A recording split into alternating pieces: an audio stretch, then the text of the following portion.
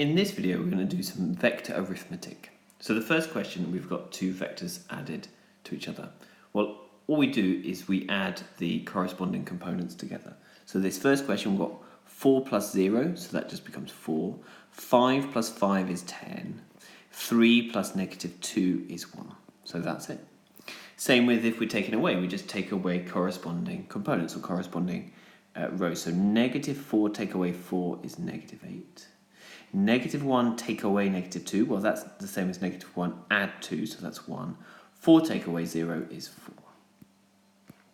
Now, in this case over here, we've got a 3 outside of our vector.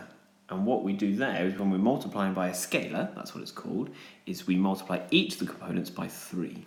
So we're going to get 3 times 4, 3 times 5, 3 times 3.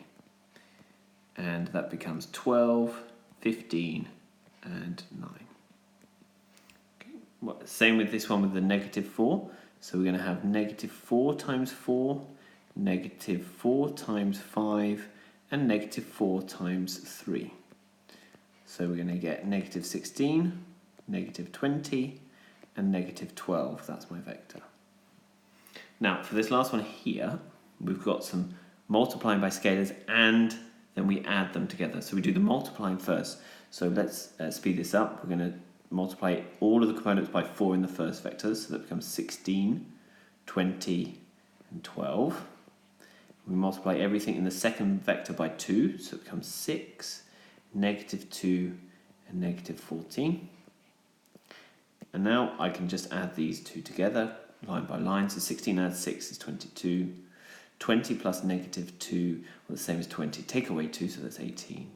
And the last one, 12 plus negative 14, that's the same as 12. Take away 14, so that's negative 2. So my answer is 22, 18, and negative 2.